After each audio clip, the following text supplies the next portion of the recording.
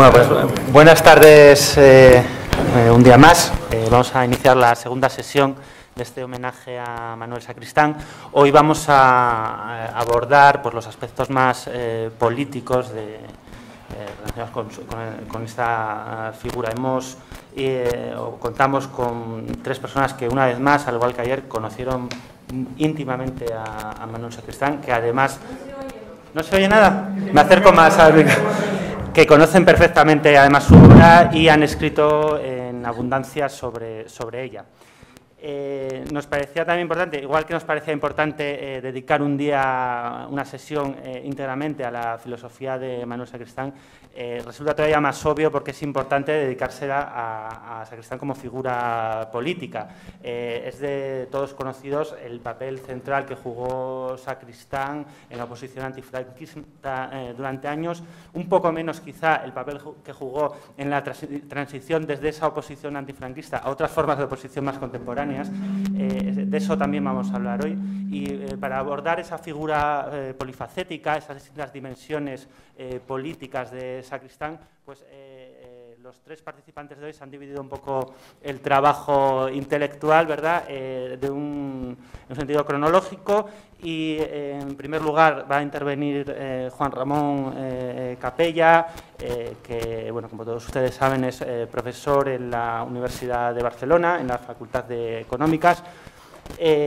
Hablará acerca de, bueno, hará un perfil general de la, tengo entendido, según me ha comentado, de la figura de Sacristán como figura política crucial en la política española durante el franquismo y durante la transición. A continuación, Montserrat Galcerán analizará bueno, pues, la figura de Sacristán en relación a distintas polémicas universitarias. Ahondará también en qué concepción del intelectual fomentó Manuel Sacristán. Y, por último, Antoni Domènech analizará la crítica del marxismo del último Sacristán, la autocrítica también de Sacristán, pero también la crítica del marxismo que hizo Manuel Sacristán en la última década de su vida aproximadamente. No voy a entretenerme más, ni siquiera voy a citar las obras las conocidas obras de Montse, Antoni y Juan Ramón Capella. Yo creo que son de sobra conocida por todos ustedes, no necesitan presentación, son viejos conocidos tanto de la Academia Filosófica como de distintos movimientos de izquierda, o sea que simplemente como ayer fuimos muy cortos de tiempo, no me voy a extender más en los preliminares. Solo quiero dar las gracias, igual que hice ayer, una vez más, en fin, la colaboración absolutamente gentil de la Fundación de Investigaciones Marxistas, la editorial Trota y la revista El Viejo Topo, que, insisto, ha sido absolutamente generosa. Y sin más, doy la palabra a Juan Ramón Capella, que cuando quieras. Hola, buenas tardes a todo el mundo. Si Manuel Sacristán se preguntara por el sentido de este homenaje, diría que no habría que hacérselo porque su vida fue un completo fracaso. Pero yo creo que no es así e intentaré dar algunas de las razones por las que se puede pensar que no es así. En el reparto del trabajo, Montserrat Galcerán va a tocar temas específicos de la aportación de Sacristán a la lucha político-cultural, todo lo que tiene que ver con la universidad y el papel de los intelectuales. Y Toni Domènech hablará de la revisión profunda del pensamiento marxista que Sacristán emprendió en los últimos años de su vida. De modo que a mí me toca pues lo más feo, en cierto modo, lo más bonito. Son los años de la actividad, de la intensa actividad política de Sacristán. Primero como joven falangista y luego como militante y dirigente comunista. Sobre el Sacristán joven falangista voy a hablar en muy pocos minutos, pero sobre todo para aclarar este tema. Sacristán era hijo de un colaborador del régimen de Franco, que en el año 40 se instala en Barcelona como administrador de la organización juvenil, o sea, de los Flechas, de los Pelayos. Y como es natural, ese muchacho que en el 40 tiene 15 años y trata de recuperar pues, los años de bachillerato que ha perdido en la guerra, pues se inserta en la organización juvenil de Falange, donde inmediatamente destaca. Que Sacristán destacara es natural, todo el mundo que lo ha conocido lo comprende. Que militar en Falange creo que se explica fundamentalmente por esta razón familiar y porque en un Estado totalitario cualquier persona que quiera intervenir en algo solo tiene dos caminos: o meterse en las organizaciones de encuadramiento del Estado totalitario, que es lo que en Italia hicieron Pasolini, Della Volpe, tantos dirigentes luego del Partido Comunista Italiano, o bien uno se mete en la Acción Católica, que son las dos únicas cosas visibles. Lo importante es que cuando Sacristán llega a la universidad y es cooptado como cuadro del SEU, del Sindicato Español Universitario, sindicato de encuadramiento obligatorio, sin llegar nunca a militar en Falange Española porque no tenía la edad, lo que hace es embarcarse junto con un compañero. Él se mete en el aparato cultural del sindicato ese. Y con un compañero de Madrid y otro de Santiago, intentan contactar con la organización anarquista clandestina. Imaginad que eso en 1944 es obra de un falangista completamente atípico, porque no había falangistas en el 44 que trataran de contactar con libertarios. Esa conspiración es descubierta, el compañero de Santiago no se sabe qué le pasó, el estudiante de Madrid fue censurado por el jefe nacional, tenía delante de casa un coche de la policía y se suicida con gas. Sacristán se enteró por el periódico de que el anuncio telefónico que le había hecho se había cumplido y Sacristán es condenado a muerte, entre comillas, se le condena a muerte, por los falangistas del SEU en la Universidad de Barcelona. La condena no se cumple porque el encargado de la condena, el asesinato no se realiza porque el encargado de ejecutarlo, que luego es un personaje muy conocido, es Pablo Porta, que fue presidente de la Federación Española de Fútbol, presidente del Español, delegado en la UEFA y en no sé cuántas cosas, en la FIFA, todas estas cosas. Este hombre dio largas al asunto para no tener que matar a nadie, supongo, ¿no? Y esta es la historia del falangismo sacristán, que cuando deja de ser pues un impulso que viene de la familia, se convierte en un asunto de conciencia, se convierte también inmediatamente en algo políticamente importante. Y durante unos años, Sacristán se dedicó después a la actividad fundamentalmente cultural en la revista La Guía. Pero hay indicios de que no abandonó nunca ese intento de contactar con trabajadores. Una de las pocas fotos que tenemos de él, de los años 52, 54, le muestran en compañía de Pedro Gómez de Santa María, que es justamente también un falangista que hubo de exiliarse a México en los años 50, justamente por tratar de repetir el intento de contactar con anarquistas. Cierro ahí ese punto, si queréis lo hablamos más después.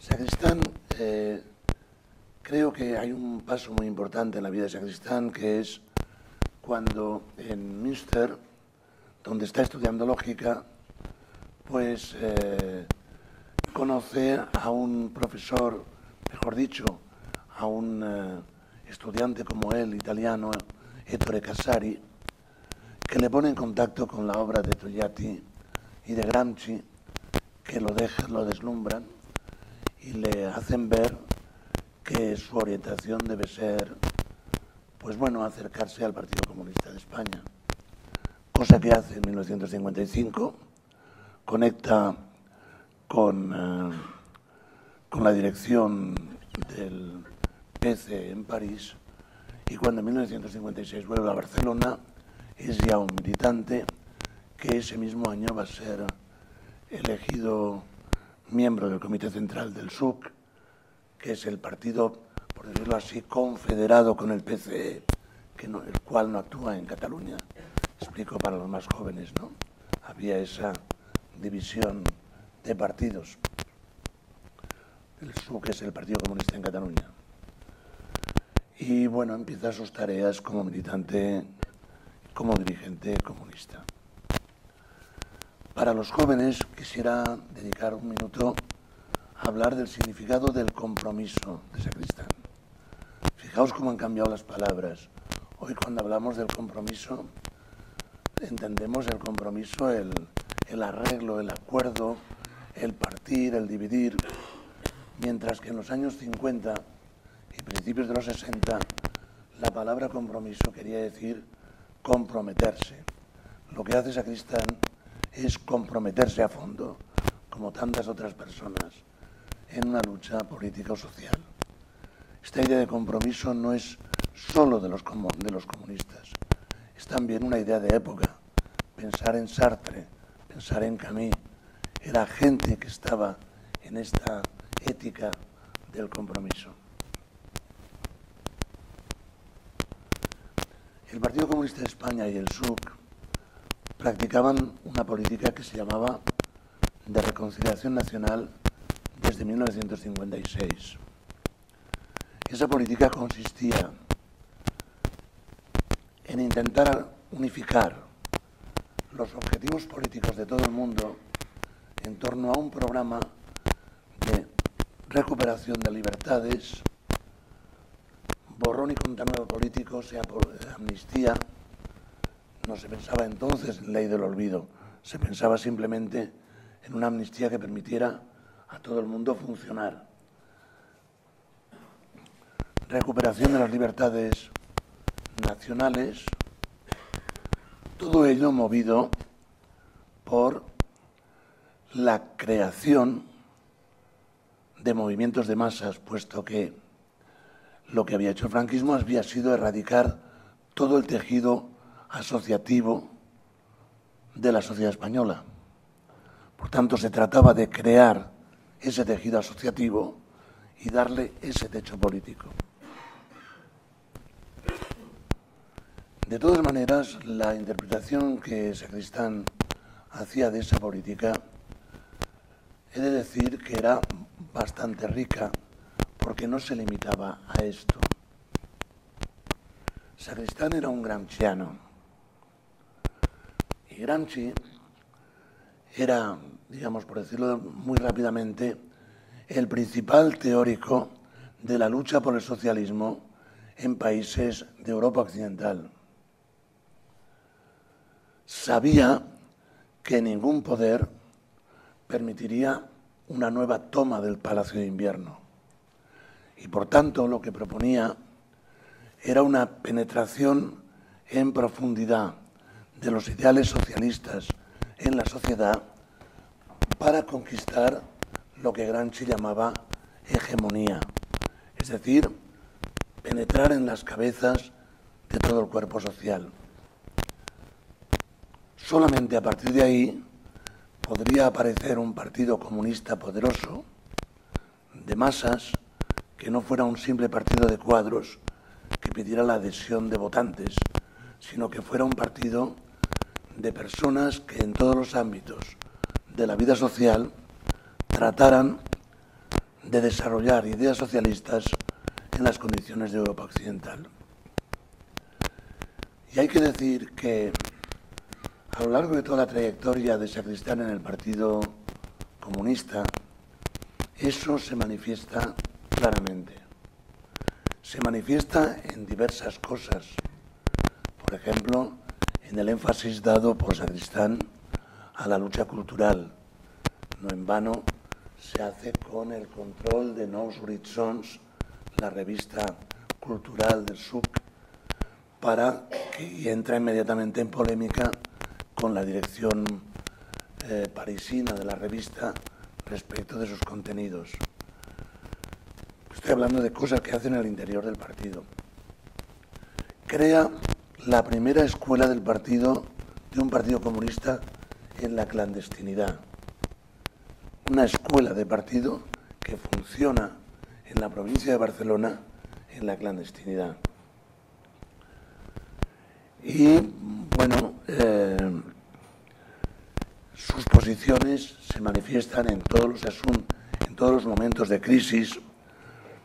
En el momento de la crisis, Claudín, Sacristán aporta un elemento a la discusión. La crisis Claudín se podría definir como la propuesta de hacer la política que finalmente el Partido Comunista hizo en la transición.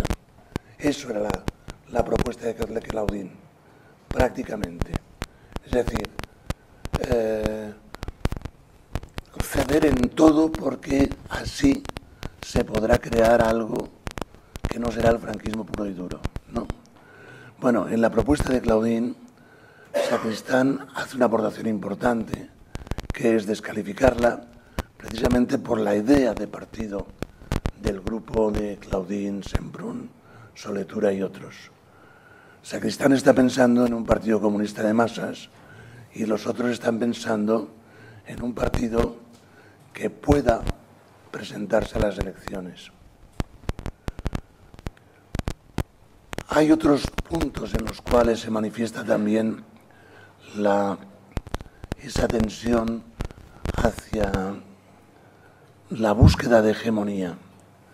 Sacristán es el principal animador del movimiento, el director espiritual, diría yo, del movimiento de los estudiantes en la Universidad de Barcelona.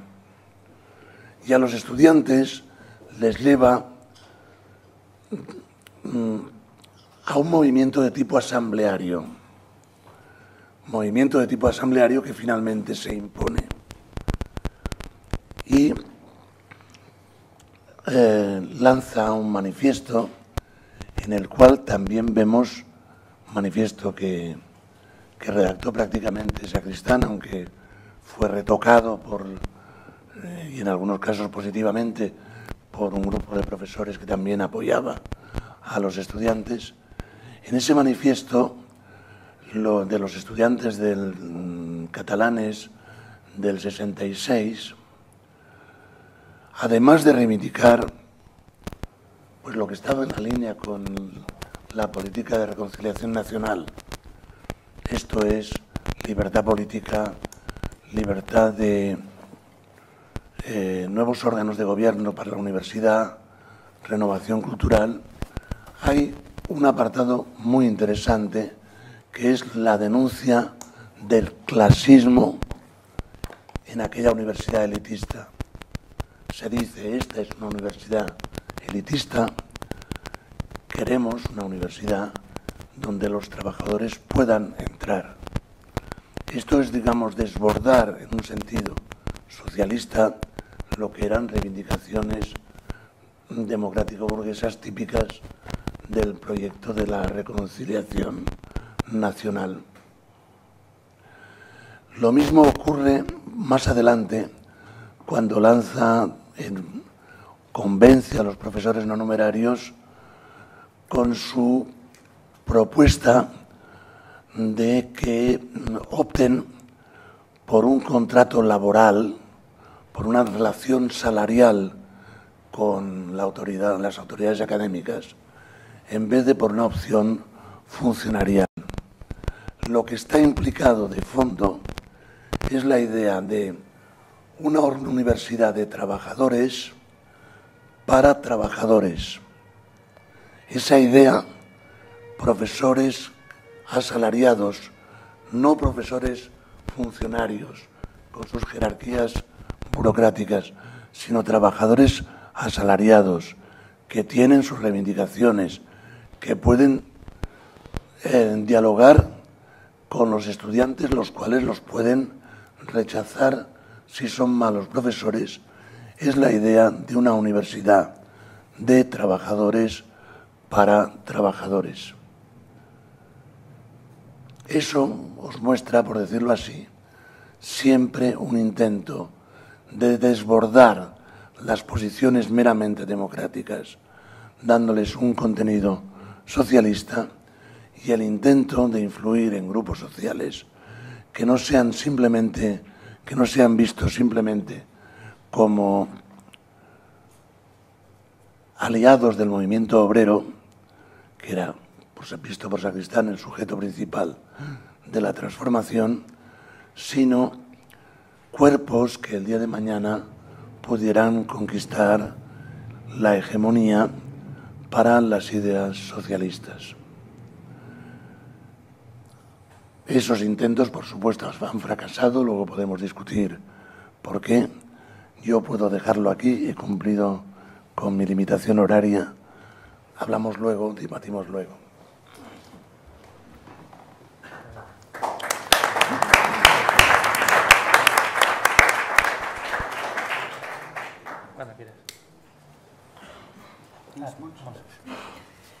Bueno, yo antes que nada, ¿se oye? Sí. Antes que nada quiero dar las gracias al Círculo de Bellas Artes por haberme invitado y especialmente por haber montado este homenaje, que es prácticamente el único que yo sepa que se va a celebrar en Madrid y que me parece casi una cuestión de mérito inestimable por su parte. Dicho esto, voy a abordar el tema de mi comunicación. César ha dicho antes, voy a hablar de sus reflexiones, las reflexiones de Manuel Sacristán a propósito de la universidad y la figura del intelectual. Y quería terminar con una breve anotación en torno al tema del feminismo. Lo que pasa es que me parece que me ha salido demasiado largo, entonces pues a lo mejor voy un poco rápido o al final pues me lo como un poco, y Tony, como a hablar luego de los movimientos alternativos y de la relación de Sacristán con esos movimientos, pues retoma un poco el asunto.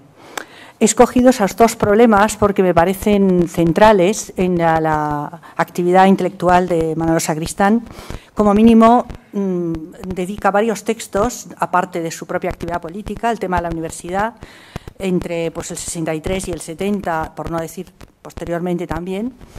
Participa en la asamblea famosa conocida como la Capuchinada, que fue la asamblea fundadora del Sindicato de Estudiantes de Barcelona, el Sindicato Democrático de Estudiantes de Barcelona, al que antes se refería Juan Ramón, y que se llamó así porque se reunió en los Capuchinos de Sarriá, que era un monasterio. La policía pues rodeó el centro, ahí estaban no solamente un amplio plantel de intelectuales, entre otros el propio Manuel Sacristán, sino pues todo un conjunto de alumnos que éramos delegados de curso, de facultad, etcétera, todos ahí más o menos aglutinados de todas las universidades. La policía rodeó el centro, el monasterio, lo aisló, pues estuvimos como 3 días sin comida, etcétera, etcétera. O sea, fue un aldabonazo en la lucha estudiantil en Barcelona. Y él, como también se ha dicho antes, no solamente leyó el texto, sino que redactó este texto, sobre el cual luego voy a volver, que era el Manifiesto por una Universidad Democrática. Por tanto, el tema de la universidad, su reflexión sobre la universidad, a mi modo de ver, es una reflexión constante, como digo, y participó activamente en toda la lucha política en torno a la universidad, que fue uno de los elementos centrales en la lucha antifranquista. Pero no se limitó solamente a esto, sino que tiene una serie de reflexiones sobre el papel del intelectual y, en especial, sobre el papel del intelectual comunista, sobre el que voy a hablar un poco en la segunda parte de este texto. Entonces, como digo, voy a ir un poco más rápido. Si luego se publica o si lo colgáis en alguna página web, pues estará todo el texto entero y yo voy a dar quizá un poco las cuestiones más centrales. El tema de la universidad, Manuel Sacristán lo enfoca, a mi modo de ver, desde un planteamiento absolutamente novedoso en los discursos sobre lo que es o debe ser la universidad, y es en torno a la división social del trabajo. Es decir, él empieza planteando que si la universidad es posible y permite que ahí haya una serie de personas que se dediquen única y exclusivamente al trabajo intelectual, eso que llamaríamos los intelectuales o inclusive los intelectuales puros, como figura máxima de ese tipo de trabajo y de persona. Eso es posible porque la sociedad divide el trabajo social entre el trabajo manual o trabajo material o trabajo físico y el trabajo intelectual. Y esa división, por tanto, está en la base de la propia existencia del intelectual y de la universidad.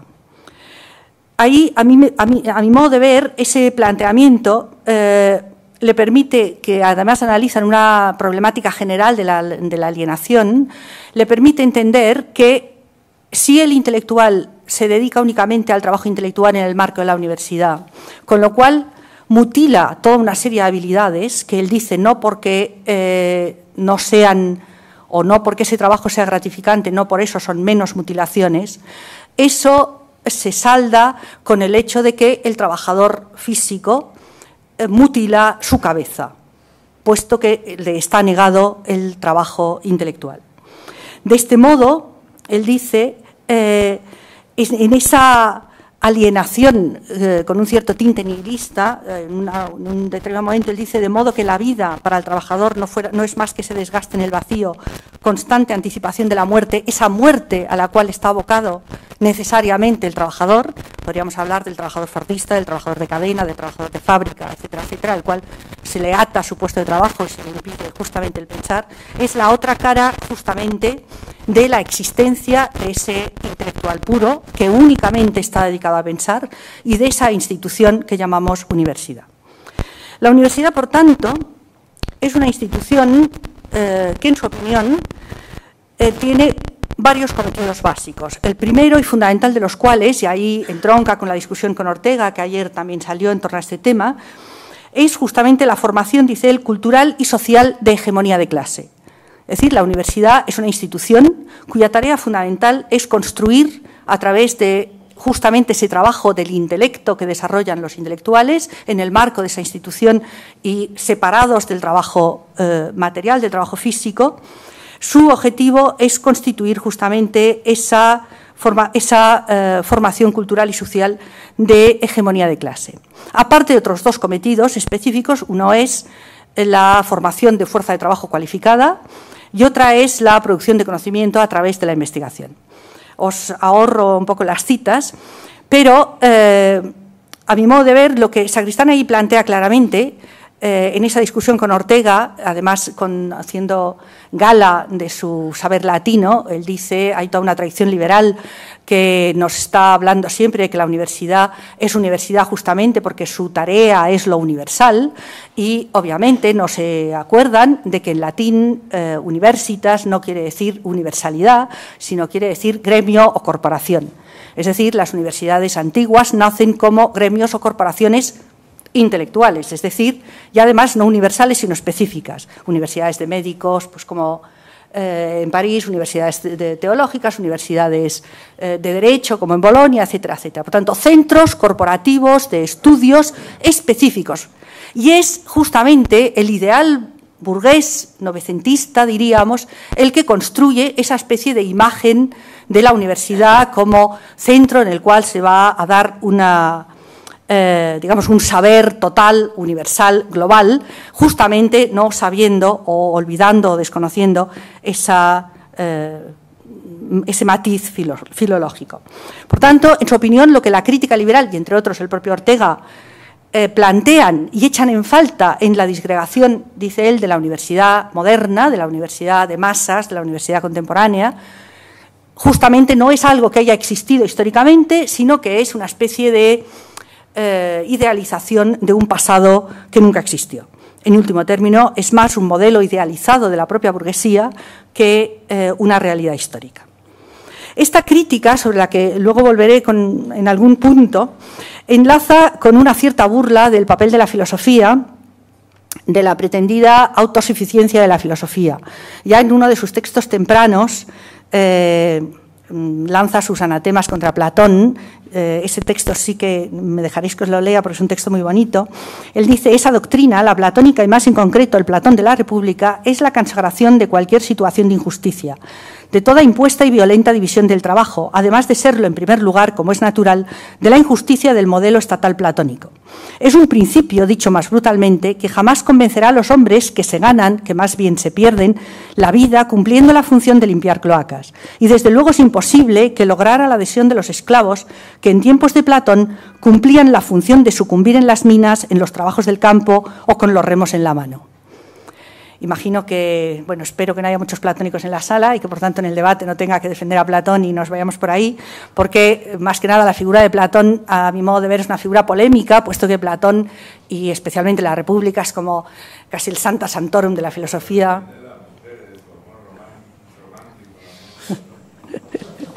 El gran Platón, que en su República establece justamente ese ideal de justicia. Luego volveré un poco sobre eso, porque, sin embargo, ahí, en este momento, Sacristán no introduce el tema de la división sexual del trabajo, entiende la división social entre trabajo físico y trabajo intelectual, pero no el tema de la división sexual, lo cual en los años 70 empieza a ser un debate enormemente presente en el feminismo contemporáneo, y marca también su alineación, podríamos decir, en ese tipo de pensamiento.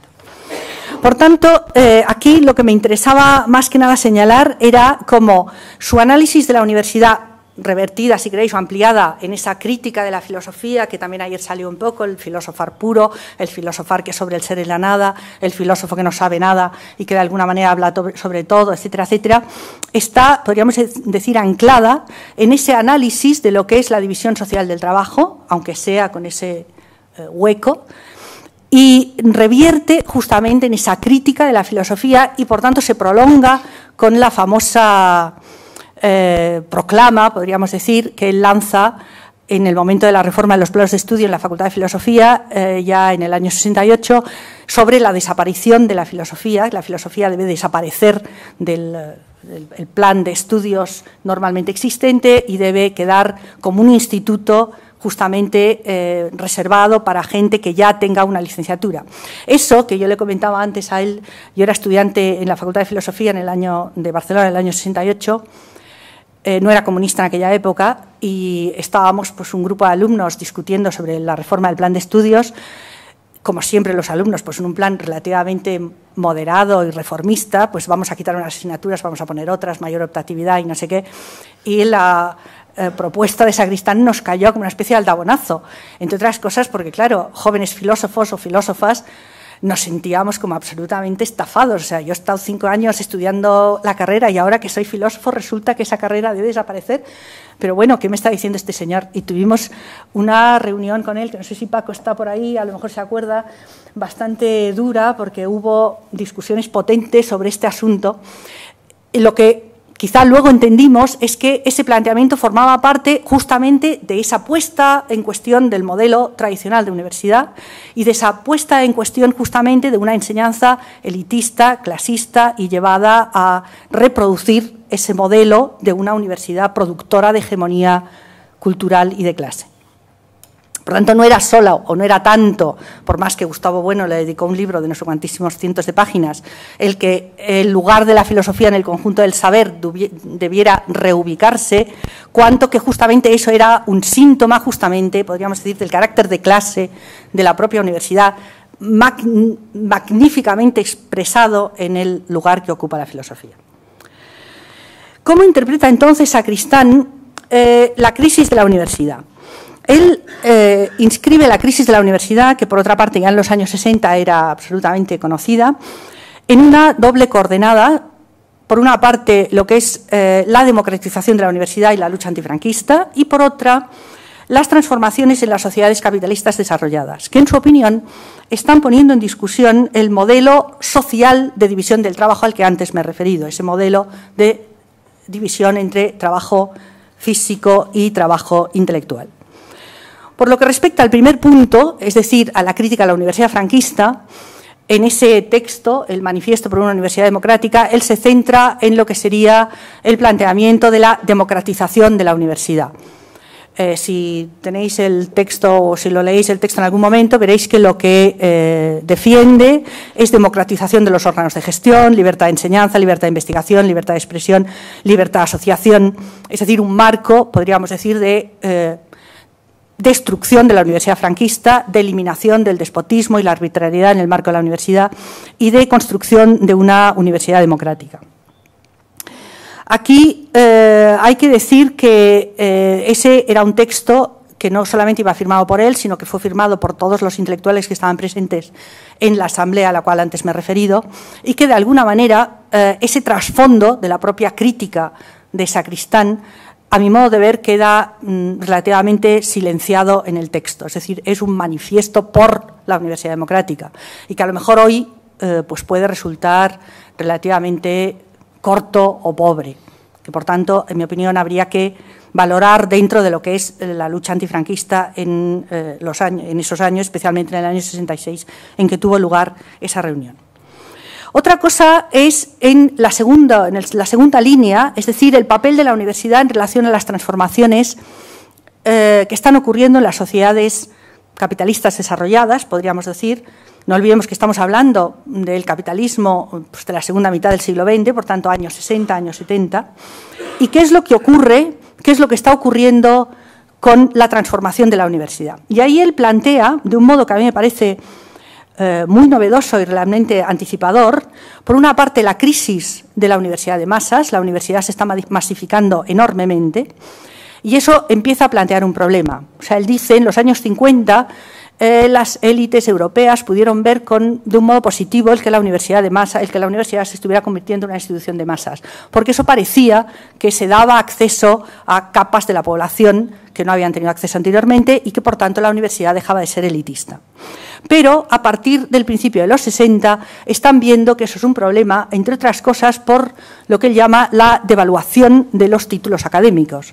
Es decir, si segundo punto de la universidad es justamente la formación de la fuerza de trabajo cualificada, el que en la universidad sea una universidad de masas y que, por tanto, el número de licenciados sea enorme, está descualificando esta fuerza de trabajo. Por tanto, la universidad de masas empieza a plantear crisis o empieza a plantear problemas al propio sistema. ¿Cuáles son las respuestas que en este momento se están empezando a pensar? Una es, dice él, la restricción de esa universidad de masas por medio de fuertes medidas de selección o de numerus clausus, leyes de selectividad, etcétera, etcétera. Todos sabemos que en la propia España se introdujeron normas de este tipo. Y piensa, esa medida no va a dar resultado porque, por mucho numerus clausus y por mucha selectividad que se imponga, realmente capas de población van a seguir accediendo en masa a la universidad. La segunda, dice él, es la vía tecnocrática, tendiente a despolitizarla y a hacer de ella una fábrica de titulados. Es decir, quitarle tendencialmente ese papel de productor de hegemonía cultural y social, que va a pasar a otros sistemas. Yo añado pues, al sistema de prensa, medios de comunicación y tal, eso no lo dice él, pero quitarle esa función y centrarla básicamente en la producción de titulados.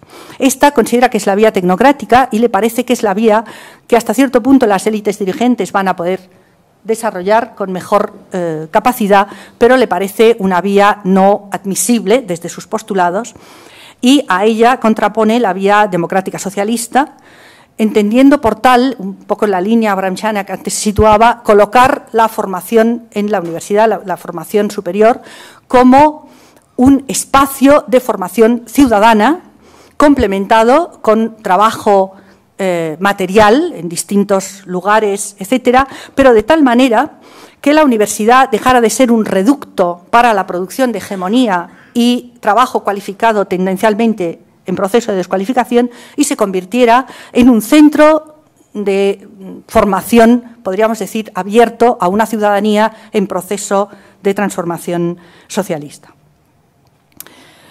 No creo que sea necesario añadir que la versión que ha triunfado dentro de sus desastres a los cuales estamos asistiendo es la función 2, o sea, la de convertir la universidad en una fábrica de titulados más bien desvalorizados. Y justamente digamos, ese triunfo es el que nos está llevando a la situación en que estamos.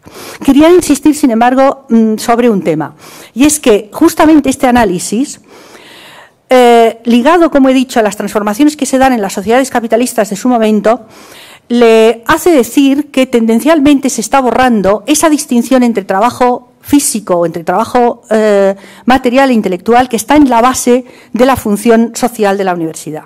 Y que, por tanto, ese borrado de los contornos de la división social del trabajo hace pensable ese otro tipo de universidad abierta, como digo, a la formación ciudadana, democrática, tendencialmente socialista, en la cual está pensando. A partir de un tema que a mí me parece interesante, y es el de que ese borrado, él entiende, va a producir una enorme masa de titulados, tendencialmente descualificados en su formación, pero con lo que Baró llamaba un excedente de conciencia, que hace posible pensar que esos trabajadores enormemente cualificados, con muchos años de formación, con un título desvalorizado en el mercado, pero con ciertas capacidades cognitivas, intelectuales, críticas, etcétera, no van a ser posibles de manejar en los estrechos márgenes de la reproducción capitalista y van a convertirse en un elemento detonante, en una palanca de una transformación socialista futura. Justamente lo que yo echo de menos, aunque posiblemente pues no se le pudiera pedir a unos textos que están escritos entre el 60 y el 70, es que lo que él no prevé es que justamente esa fuerza de trabajo intelectual, inclusive con ese excedente de conciencia, pueda ser precarizada en el mundo contemporáneo, en el capitalismo contemporáneo, puede ser sometida a unas reglas de explotación enormemente brutales y que, por tanto, ese excedente de conciencia no vaya en esa dirección, sino que, de alguna manera, constituya la subjetividad precaria del trabajador intelectual contemporáneo, ¿no? Es decir, el traductor atado a su máquina de escribir durante horas y horas, pero trabajador autónomo y mal pagado, el gestor cultural un poco a la orden, yo qué sé, interventor de no sé dónde, el productor de cámara, pues aburrido hasta la saciedad de que hoy le llaman y mañana no, etcétera, etcétera. Es decir, yo creo que Sacristán no contempla que el capitalismo pueda, podríamos decir, apropiarse de esa excedencia intelectual, cultural, cognitiva del trabajador intelectual moderno y que lo ve de un modo, quizá visto de hoy, excesivamente optimista. Por tanto, ahí debería decir que, a mi modo de ver, su análisis de la universidad es un análisis enormemente interesante por lo que tiene de novedoso, enormemente fructífero por lo que tiene de crítica de la ideología liberal universitaria que de alguna manera todavía sigue vigente, la universidad como esa gran institución, etcétera, etcétera, que se esfuerza por ser un análisis materialista y de clase del papel de la universidad y que de alguna manera esboza esa subjetividad nueva que es la del trabajador intelectual cognitivo que desgraciadamente ha sido precarizado por el capitalismo en vez de convertirse en la punta de lanza de la transformación socialista. Paso ahora, bueno, un poco rápido, a la segunda parte, que era la función del intelectual.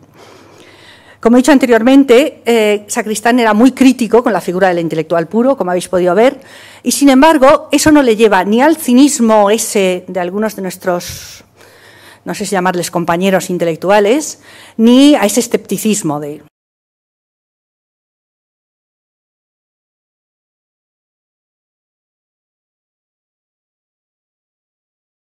El país de la envidia rencorosa, esa de la que decía Quevedo, que es flaca porque muerde y no come, pues bueno, al menos merecía que se le hiciera un modesto homenaje en Madrid, otro en Barcelona, y ojalá cunda la cosa y se haga en otros sitios.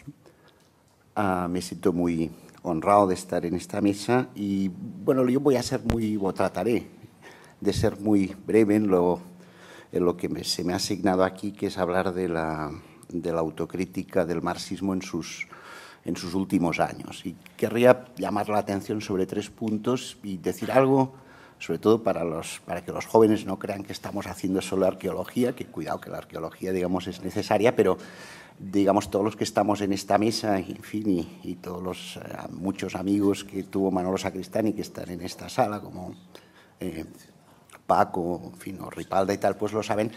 Digamos, yo creo que Sacristán tendría cosas que decir sobre lo que pasa ahora. En fin, yo no quisiera hacer digamos, tampoco una intervención al último rato espiritista. Decir, bueno, ¿qué diría frente a la globalización o tal? Pero, en fin, sí decir algunas cosas sobre por qué algunas de sus últimas reflexiones siguen siendo útiles ahora. Y me voy a centrar en 3 puntos. Primero, muy brevemente, y también pensando en los jóvenes, diré algunas cosas sobre qué tipo de marxismo practicó él, porque, digamos, bueno, esto del marxismo, como todo el mundo sabe, pues ha sido una especie de cajón desastre en el que ha cabido desde, en fin, desde los manuales estos escolásticos de los Konstantinov y los soviéticos y tal, pues, digamos, hasta cosas muy interesantes, no solo, digamos, moralmente interesantes, como, digamos, como crítica moral, sino también, digamos, científicamente interesantes, ¿no?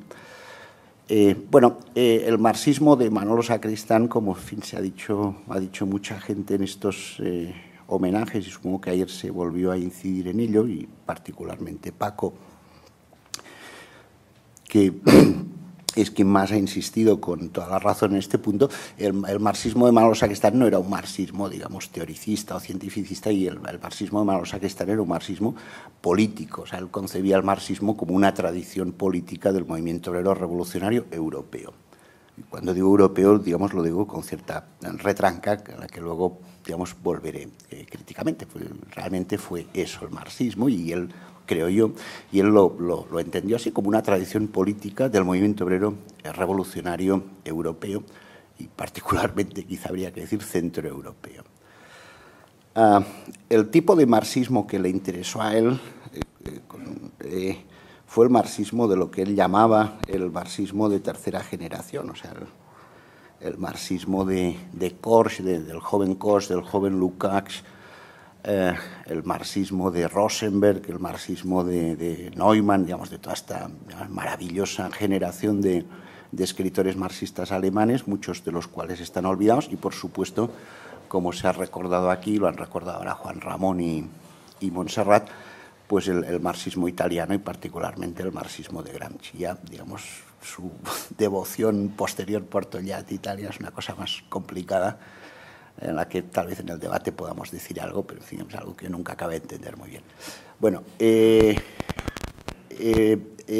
entonces, ese marxismo que a él le interesó, digamos, el marxismo, digamos, político, revolucionario, que en su lado teórico fue cultivado por esta, digamos, maravillosa generación, irrepetible generación de pensadores alemanes, entre los cuales, y me he olvidado, y es uno de los más importantes, me refiero hasta Walter Benjamin. Digamos, ese marxismo es el marxismo, digamos, revolucionario de tercera generación, que rompe, digamos, con el marxismo acartonado, esqueletizado y, digamos, y en cierto modo inventado de la Segunda Internacional. Ese marxismo fue derrotado concluyentemente en los años 30. Y entonces, en los años 30 hubo una cosa muy interesante que ha sido olvidada completamente, que es lo que yo llamaría, o para entendernos aquí en la discusión, el debate perdido. O sea, hubo un debate muy importante en los años 30 en el que participaron gente muy distinta, y todos estos, digamos, a los que acabo de mencionar, en el que participaron el viejo Kautsky, que vivió más que Matusalén, y en los últimos años de su vida hizo cosas muy interesantes de autocrítica, digamos, de lo que había ocurrido. El viejo Hilferding, que en fin no vivió tanto como Kautsky, pero casi, o sea, desde luego sobrevivieron a Lenin y tal, o sea, socialdemócratas, digamos, bien alimentados, y que hicieron, digamos, cosas realmente muy interesantes. O sea, no se vea esto como una censura. O sea, el viejo Kautsky es interesantísimo y, en fin, digamos, es muy poco conocido, pero, digamos, su correspondencia está en el archivo de Ámsterdam. En fin, si hay algún joven que quiera hacer marxología, una de las cosas más interesantes es la correspondencia del último Kautsky. Sus memorias no, porque son muy pesadas. Entonces, y en ese debate participó Gramsci, participó en España Maurín, dicho sea de paso. O sea, parece que los dos marxistas más creativos que ha dado, digamos, España han sido Sacristán y Maurín, con mucha diferencia sobre el resto, de marxistas, digamos, de talla internacional en la discusión. Participó Walter Benjamin, participó Trotsky, y, en fin, digamos, toda esta discusión de los años 30 fue una discusión sobre la derrota. una discusión sobre la derrota frente al fascismo, sobre la derrota que fue el estalinismo como contrarrevolución colmada y completa en la Unión Soviética, convirtió en un Estado, digamos, terrible, totalitario y etcétera, y sobre, en fin, digamos, sobre la derrota completa del movimiento revolucionario en los años 30.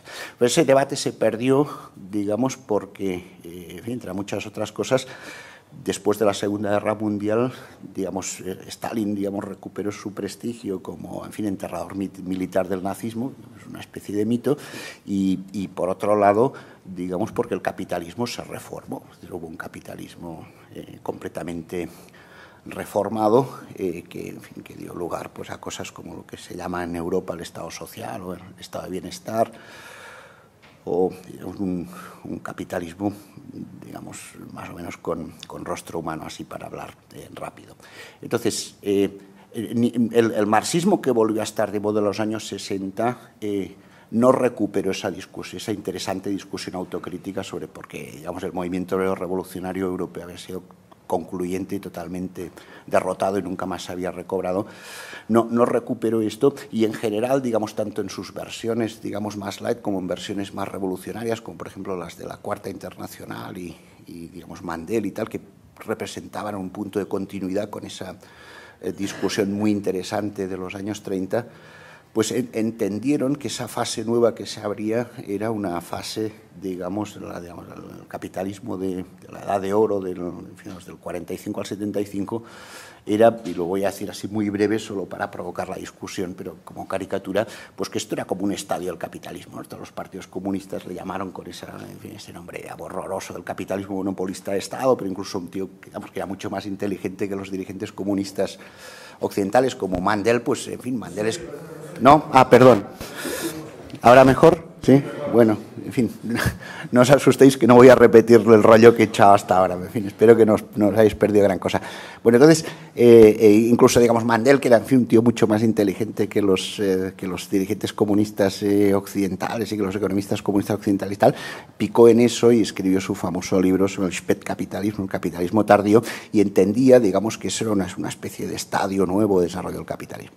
Entonces, es muy curioso que Sacristán, digamos, que vivía en una especie de país, en fin, totalmente periférico, subdesarrollado culturalmente y tal, nunca, y eso creo que es una cosa interesante de su marxismo político, nunca vio las cosas así. O sea, él siempre entendió, quizá, digamos, porque intuitivamente lo aprendió en Gramsci o lo aprendió en los marxistas, digamos, alemanes críticos de los años 20, tanto, digamos, de la derecha comunista como de la izquierda comunista, que ambas, digamos, se oponían al centro estalinista.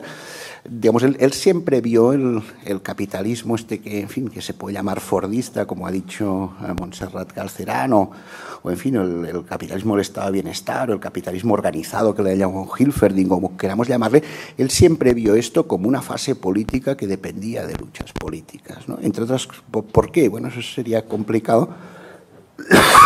Bueno, quizá uno de los motivos, digamos, él no tenía, por ejemplo, empacho, a diferencia de muchos economistas ortodoxamente marxistas, digamos, ya fueran comunistas o de la Cuarta Internacional, él no tenía empacho en ver que el tipo de capitalismo reformado en serio, digamos, que daba derechos sociales importantes, en fin, digamos, que reconstruía un capitalismo democrático con repúblicas democráticas mucho menos democráticas que los años 20, ¿no? Esta es otra cosa interesante, ¿no? La República Federal Alemana es mucho menos democrática que la de Weimar, o la monarquía española es mucho menos democrática que lo fue la Segunda República, pero él nunca vio eso, digamos, como una fase de desarrollo, sino que lo vio como una especie de equilibrio político y tuvo una visión completamente política del capitalismo. Ahora, ¿por qué? Bueno, él nunca tuvo empacho, por ejemplo, en reconocer que, digamos, en esa fase se había, digamos, por decirlo brevemente, se había refutado concluyentemente la teoría de los precios de Marx, y que, en fin, digamos, que el capitalismo reformado, organizado, como queramos llamarle, había probado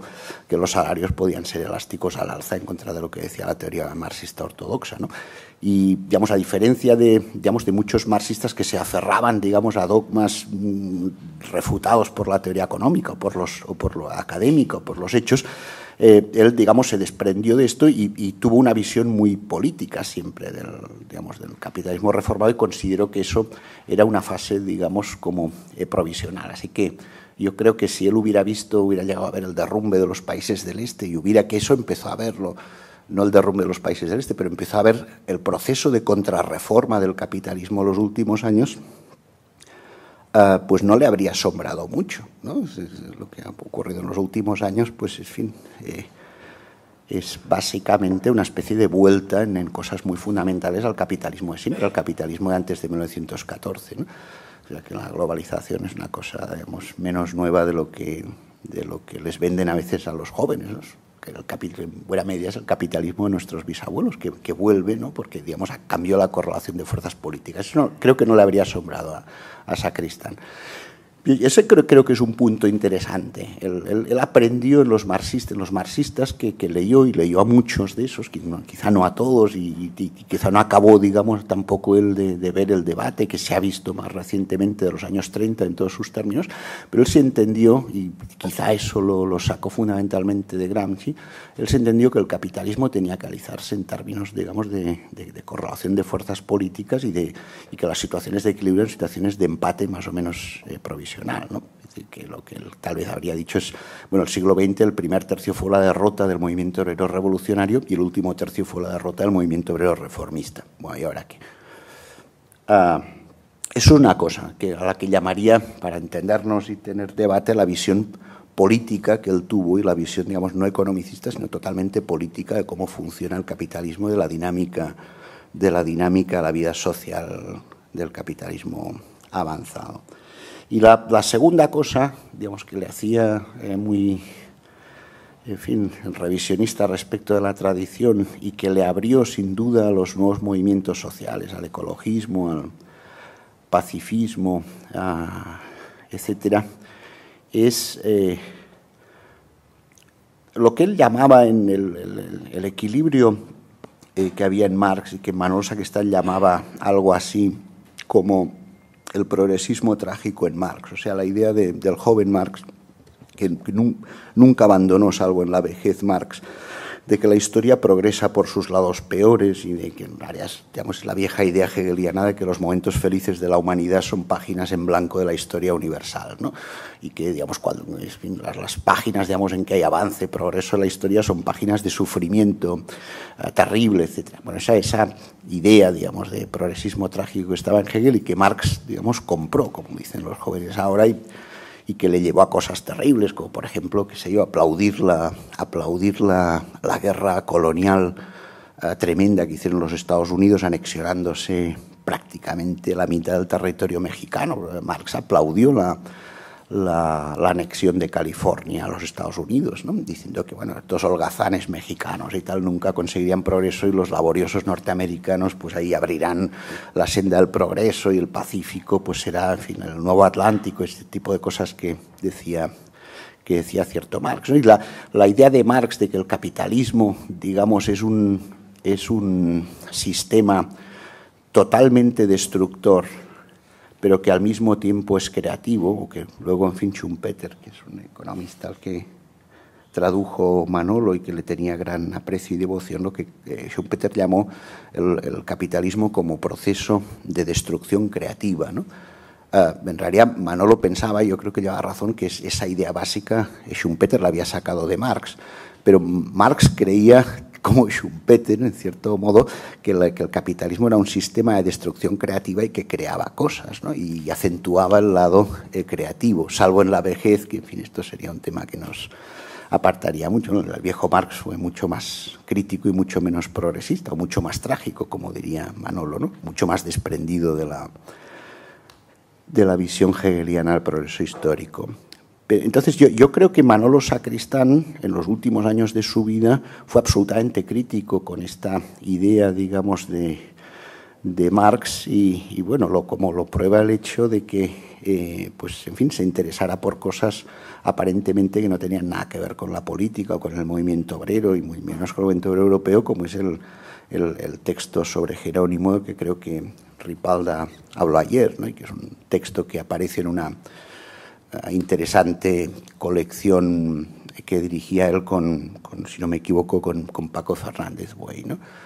A él le interesaron sobre todo el lado, digamos, destructivo del capitalismo. Y en eso, tal vez sin él tener mucha conciencia, no lo sé, otros, digamos, que han estudiado más los papeles que ha dejado Manolo podrán decirlo, pero en eso también enlazaba con muchas de las conclusiones de lo que he llamado aquí el debate olvidado. Por ejemplo, pensemos en las maravillosas tesis sobre la filosofía de la historia de Benjamin, y en esa tesis verdaderamente profunda que dice: hasta ahora muchos han creído que la revolución era tirar adelante la historia y alimentar, algo así como alimentar con fuel la locomotora de la historia, pero a lo mejor la revolución en lo que consiste es en echar el freno de mano a tiempo, ¿no? Bueno, ese tipo de reflexión es una reflexión que se hicieron muchos marxistas inteligentes y sensibles de los años 30 a la vista de la catástrofe europea de los años 30, y ahí está la idea de que el futuro, o el socialismo, la sociedad justa, como queramos llamarle, el futuro no puede pasar por un desarrollo sin bridas, digamos, de las fuerzas productivas, como se dice en la terminología marxista ortodoxa, de la tecnología a cualquier precio, de las economías de escala a cualquier precio, etcétera, sino que, digamos, la actividad zapadora, destructiva, voraz del capitalismo es algo que no solo no lleva a ningún sitio y luego no puede recuperarse y superarse, en una sociedad socialista, sino que es algo, digamos, malo en sí mismo y que promueve o puede ayudar a promover, digamos, una conciencia crítica alternativa. Y yo creo que esa idea le acercó mucho al ecologismo. A él le separó siempre de los ecologistas fundamentalistas, y en eso él se mantuvo como un marxista toda su vida. Él siguió pensando en la centralidad del movimiento obrero, ¿no? Y en la centralidad del trabajo. Esto lo dijo hasta el final, digamos, en cierto ecologismo así, digamos, el deep ecologism y tal, le ponía nervioso, ¿no? Entonces yo diría dos cosas interesantes de Sacristán, interesantes para hoy, digamos, para los jóvenes que quieran pensar qué está pasando. Pues yo diría, primero, la globalización no le habría sorprendido demasiado, le habría sorprendido menos, por ejemplo, que a Mandel, que era un marxista de su generación y que él apreciaba mucho, porque él no creía en que hubiera estadios, digamos, más o menos objetivos, independientes, digamos, de la lucha política y de la lucha de clases y de la lucha por la democracia, etcétera. Sino que él siempre tuvo la intuición, y la intuición que a veces, digamos, llegó a desarrollar muy brillantemente, la intuición de que el periodo de oro del capitalismo reformado, pues es una especie de, digamos, de empate que podía salir por un lado o por el otro. Hubo la derrota del 68 y salió por el otro, ¿no? Hemos vuelto a un capitalismo, digamos, con trabajo precarizado, con mercados de trabajo desregulados, con mercados financieros totalmente internacionalizados, que hay que recordar a los jóvenes, esto no es una novedad. O sea, los mercados financieros en 1890 estaban totalmente internacionalizados, igual que ahora, ¿no? O sea, lo que se llama el keynesianismo fue una especie de movimiento de diástole en la mundialización, de desmundialización, y ahora hemos vuelto a eso porque se ha perdido una batalla política. Eso no le habría sorprendido, me parece a mí, no le habría sorprendido demasiado. Y lo segundo, me parece que tiene interés para el futuro y para las luchas del futuro. Lo segundo es esto, es la idea de que el lado destructor del capitalismo es malo en sí mismo, independientemente de que pueda resultar en aumentos de bienestar o quién sabe en qué tipo de cosas, ¿no? Y yo creo que la acentuación de esto es lo que le llevó a romper, y con eso, digamos, acabo lo que he dicho inicialmente sobre el marxismo como tradición del movimiento obrero europeo, lo que le llevó a entender,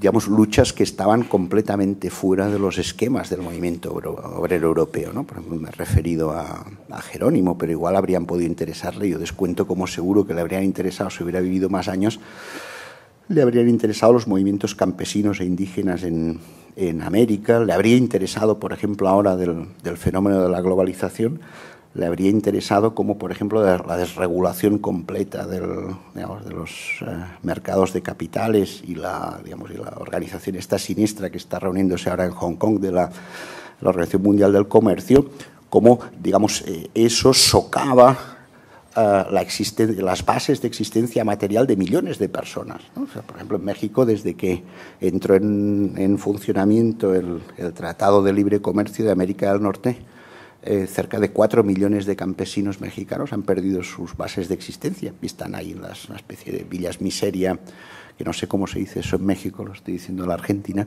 que están alrededor del Distrito Federal, ¿no? Y bueno, y millones y millones de personas están siendo desposeídas diariamente de sus condiciones de existencia material. Eso se había vivido ya con un grado de intensidad terrible, ¿no? Por ejemplo, en el periodo colonial clásico, en lo que Hobsbawm llamó la era del imperio, ¿no? 1880, 1890, lo que ocurre es que no nos fijábamos, ¿no? Por ejemplo, las hambrunas que provocó el colonialismo en la India, en China y en Egipto, entre 1880 y 1890, coincidieron con una oscilación ecosistémica, lo que ahora sabemos que es el niño y la niña, pues significó muchos más muertos que la Primera y la Segunda Guerra Mundial juntas. O sea, gente que murieron de hambre, porque los precios del trigo en la India o en China pues estaban determinados por el mercado de valores en la City de Londres, ¿no? Bueno, y entonces ningún marxista se fijó eso. De hecho, en el libro que acabo de citar de Hobsbawm, en la era del imperio, ni siquiera se habla de eso, ¿no? De los millones y millones de muertos que causó el colonialismo en este sentido. No sé, yo diría, para acabar, que desde este punto de vista, digamos, de una visión mucho más trágica de lo que es la historia humana y particularmente la historia del capitalismo, de la que tuvieron los jóvenes trágicos pero progresistas todavía, Marx y Engels, pues que si hubiera que ubicar a Manolo en este punto entre los marxistas inteligentes que han dicho cosas profundas sobre el asunto, pues Manolo sería un eslabón entre Frantz Fanon, que dijo aquello maravilloso de el nazismo no tiene nada nuevo, simplemente el nazismo, lo único nuevo históricamente del nazismo es que ha aplicado a sus propios ciudadanos las técnicas británicas de dominio colonial en sus colonias, ¿no? Eso causó gran escándalo. O lo que hoy es un Mike Davis con sus, lo que Adolfo Gili, que es otro gran marxista, tal vez el más grande en lengua española viva, ha llamado la obra vengadora de Mike Davis, ¿no? La reconstrucción que ha hecho Mike Davis del libro negro del capitalismo en la era colonial, que ha renovado completamente, en mi opinión, la visión marxista de lo que ha sido el siglo XX, ¿no? Bien, pues yo creo la obra de Manolo Sacristán, en este punto concreto, pues sería un eslabón entre Frantz Fanon y Mike Davis, y eso no tiene nada que ver ya con el progresismo trágico del joven Marx y del joven Engels que heredó. ¿Cómo voy de tiempo? Te quedan 5 minutillos. Me quedan 5 minutos. Bueno, entonces, bueno, quizá... si prefieres, le damos paso al debate entre vosotros. Venga, pues sí, yo creo que el debate es mejor que los rollos. Sí. Al menos que mis rollos, sí.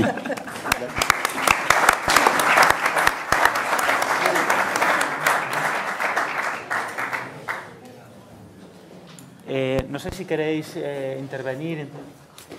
Sí, no sé si queréis interpelaros mutuamente respecto a lo que habéis dicho antes de dar paso al público, o preferís que hagamos una mezcla indiscriminada. Una mezcla. Pues si queréis empezar vosotros y luego damos paso al público. No, yo creo que lo interesante es que hable el público. Pues nada, por lo que vamos a pasar al público. Quien quiera, por favor, hablar, que levante la mano y le pasamos un micro. Vale, un micro inalámbrico. Ahí.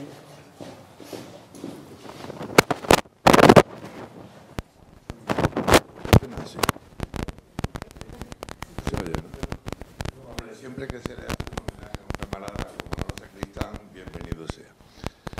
Pero estamos hablando de una figura que ha militado con la mayoría de los que estamos aquí.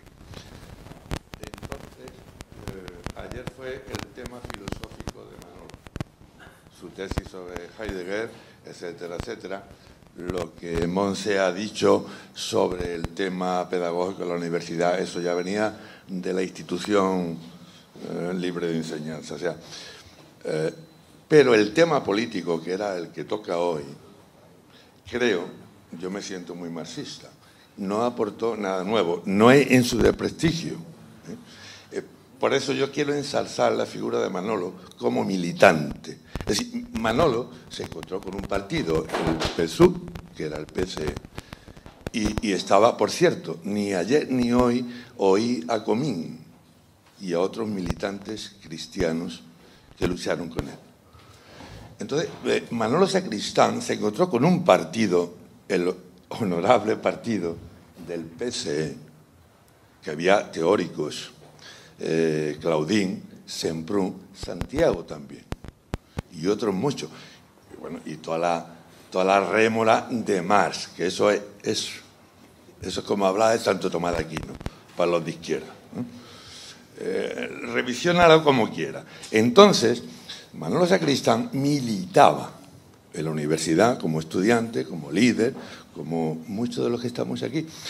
Entonces, el ecologismo, el último anarquismo, el feminismo, todo eso lo daba el partido. Y él era un heterodoxo del PSE, como fuimos mucho puntualmente. Con esto no quiero desmerecer a Manolo, sino al contrario. Quiero merecer a Manolo porque fue, dentro de su capacidad intelectual, ¿sí?, la tesis sobre Heidegger, la introducción en España, porque no olvidemos que aquí en la Universidad de García Morente el tomista famoso metafísico González Álvarez,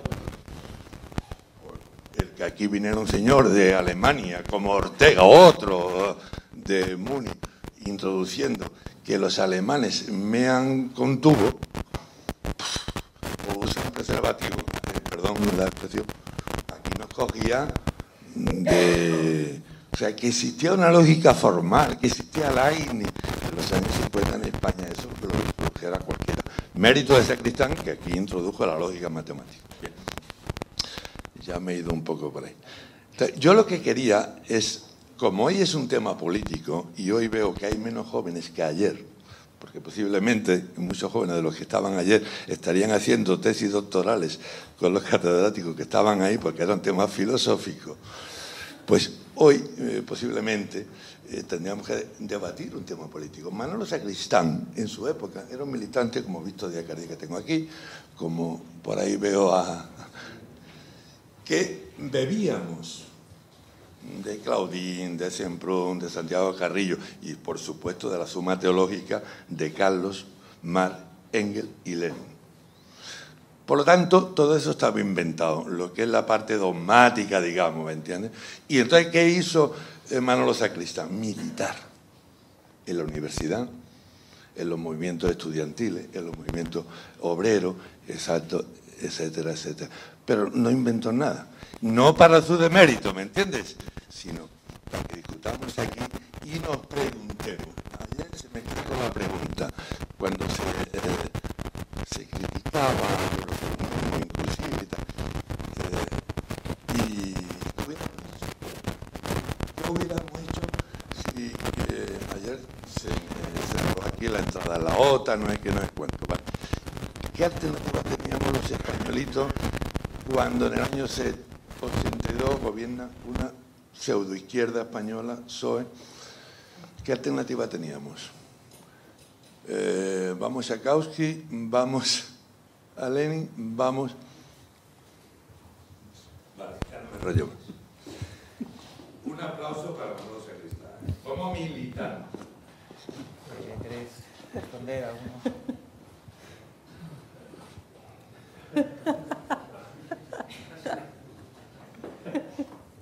¿Por qué me miráis a mí? Sois dos. No inventó nada sobre el marxismo y la lucha del proletariado, del ecologismo, del feminismo, del marxismo. Esas son tesis parciales del pseudocomunismo que luego ha venido. ¿Del? Vamos a ver, yo no sé si soy la más indicada para responder, pero sí voy a entrar en dos cuestiones. Una cuestión, tú dices, lo que hizo fue militar. Hombre, militar militó todo el mundo. Bueno, todo el mundo no, pero hubo mucha gente que militó.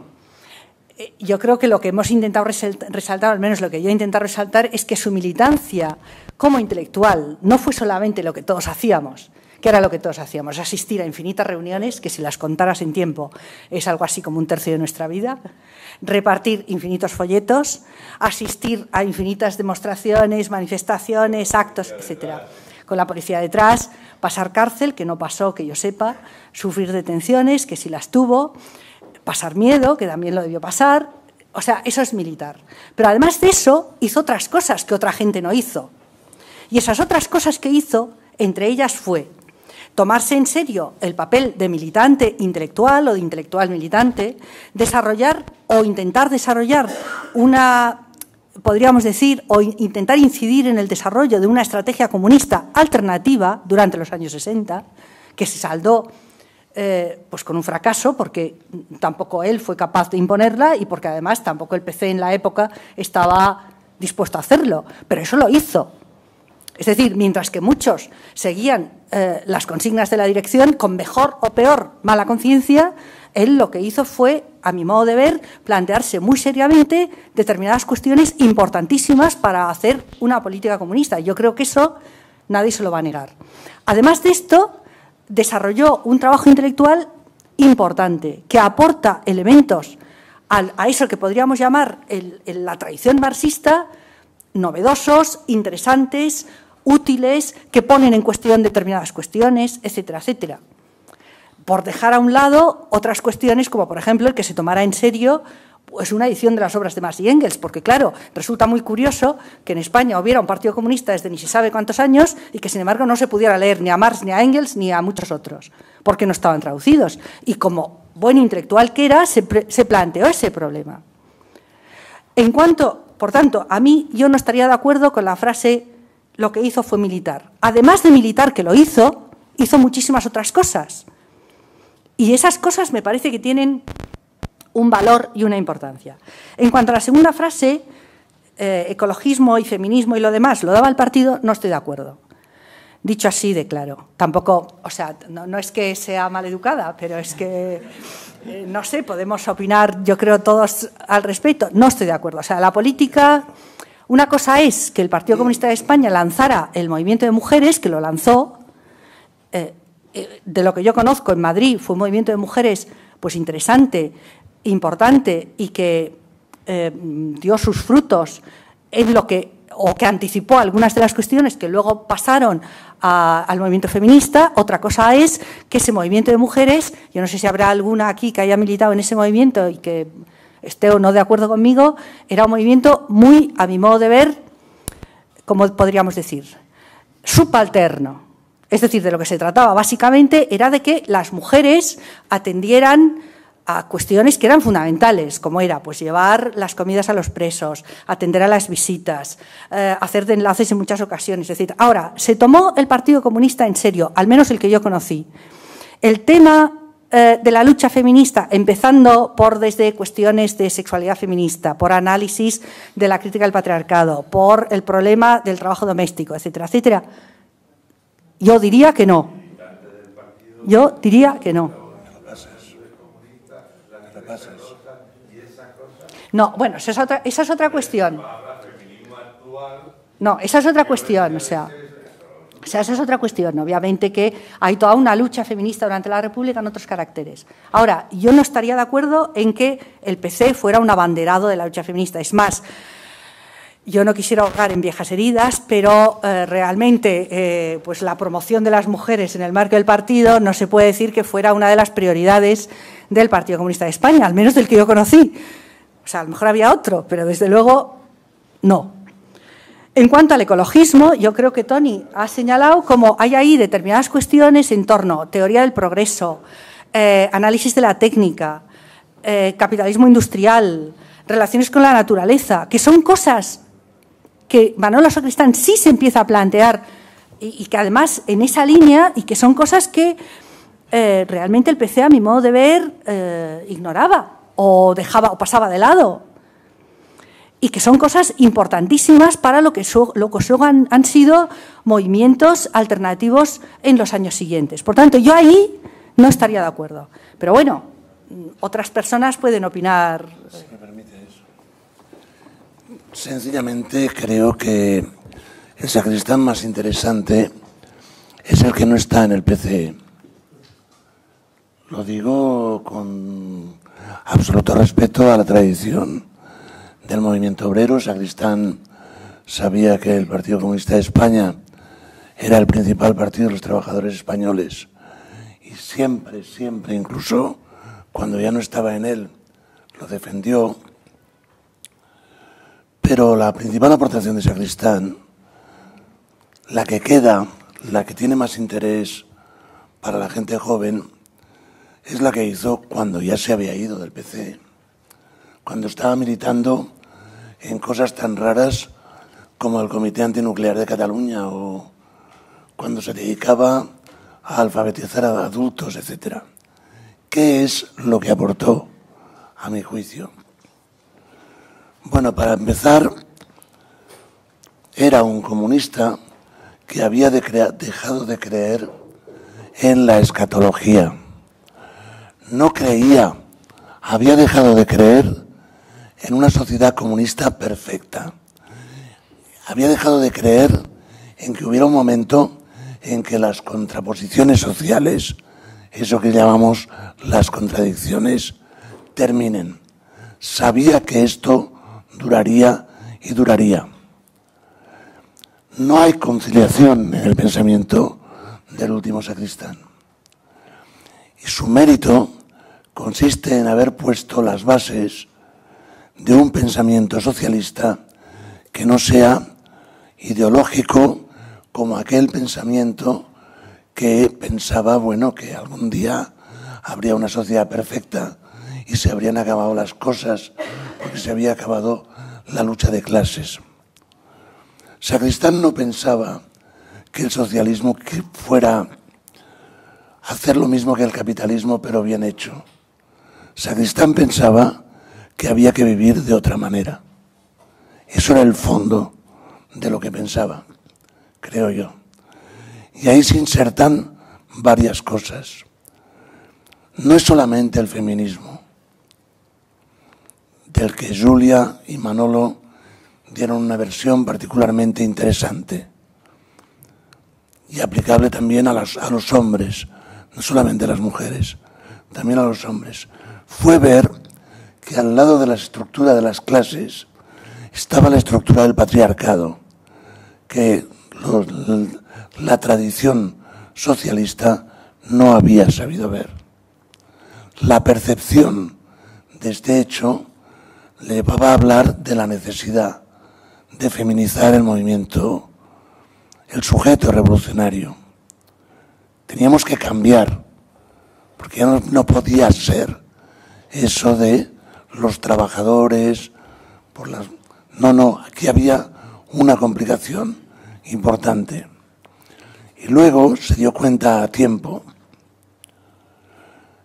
de que el capital, al mismo tiempo que producía, destruía. Es decir, que el capital explota no solamente a los seres humanos, también al medio ambiente. Y que el socialismo ha de ser la solución a ambas explotaciones. No creía en un socialismo puramente estatista al final de su vida. Creía en la necesidad de explorar por ensayo y error. Y además dio una contribución importante a algo que había estado ausente del pensamiento comunista, que era el pensamiento emancipatorio de entonces, que era la cuestión del pacifismo. Llegó a vivir en la época aquella horrorosa de principios de los años 80, en que los Estados Unidos tenían la estrategia de las guerras de teatro y adaptaban máquinas, armas, para luchar en el escenario europeo. Era la época digamos, en que podía haber una guerra mundial limitada al teatro europeo, con bombas de neutrones que matan a la gente pero no destruyen las instalaciones industriales, con proyectiles de alcance medio, de 400 kilómetros, no proyectiles intercontinentales. Y en medio de aquel cacao, Sacristán mencionaba a Gandhi, y Sacristán se oponía a la entrada en la OTAN. Sacristán se oponía a una guerra librada con armas nucleares. Fue la voz del movimiento anti-armas nucleares en España. Esta es, creo yo, su principal aportación y la que creo que tiene futuro. Tiene futuro porque, bueno, en la época de Sacristán era un cacao, por ejemplo, percibir la contraposición entre propuestas ecologistas y el movimiento obrero. A veces había empresas donde evitar, por ejemplo, el uso del amianto, que era un agente cancerígeno, que era una propuesta ecologista, tropezaba con la resistencia de trabajadores a perder su puesto de trabajo. Había una contraposición que creo que no está resuelta, pero que se puede resolver entre la necesaria lucha ecológica y la defensa de puestos de trabajo. Hoy, cuando el trabajo se ha precarizado, pero es verdad que existe en la sociedad la conciencia excedente de que hablaba la compañera hace un momento, creo que los nudos básicos de la reflexión de Sacristán, que son estos últimos, son los que pueden ser más interesantes para la gente joven y para el futuro, modestamente hablando.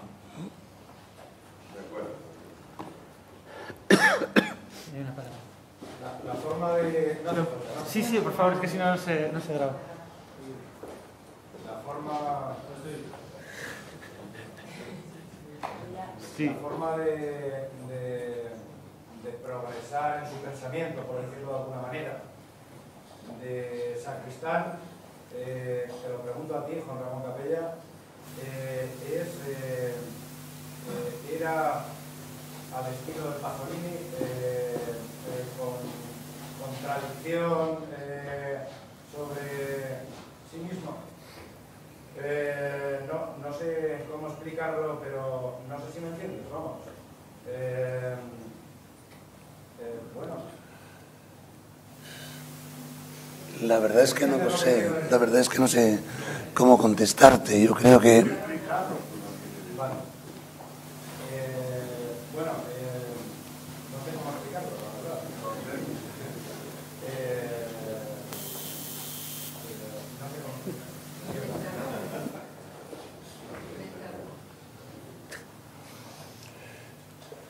Si te refieres a lo que dice Pasolini de sí mismo, cuando habla del cuervo de Uccelacci Uccellini, que dice que, bueno, tenía un problema porque el cuervo es marxista, pero al mismo tiempo tiene que superar el marxismo del cuervo, los personajes de Uccelacci Uccellini, y se han de comer al cuervo, y por tanto no puede ascribirle la ideología marxista suya al cuervo. Pasolini decía que su manera de progresar era estudiar, profundizar en los propios problemas, atravesar un momento doloroso y tener un marxismo mejor. Eso es lo que decía Pasolini.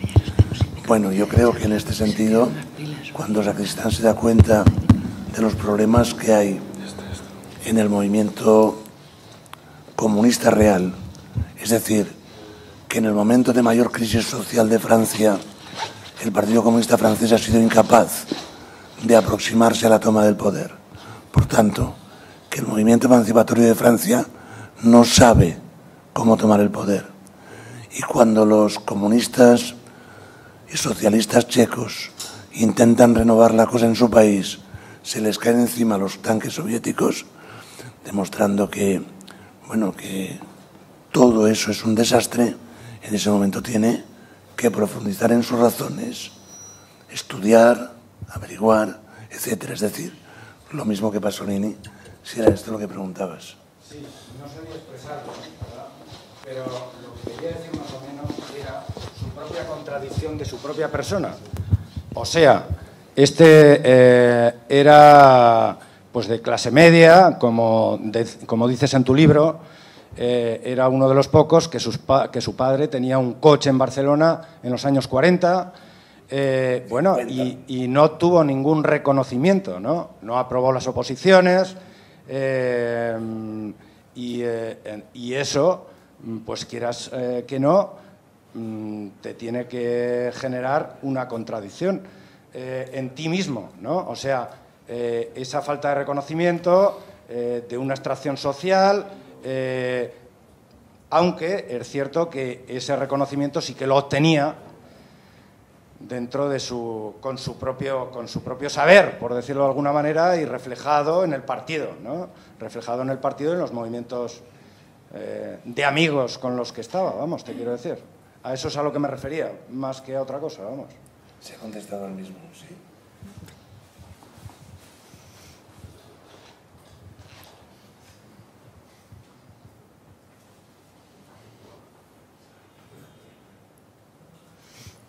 Claro.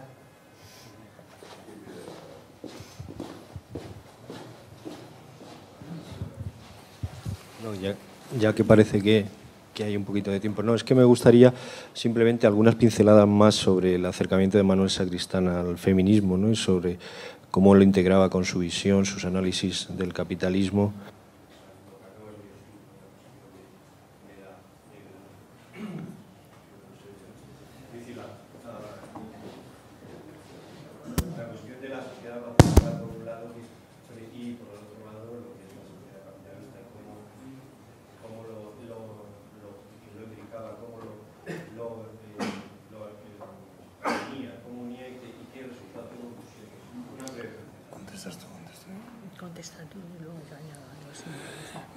Yo creo que la aportación de Giulia Dinolfi en esto es muy importante.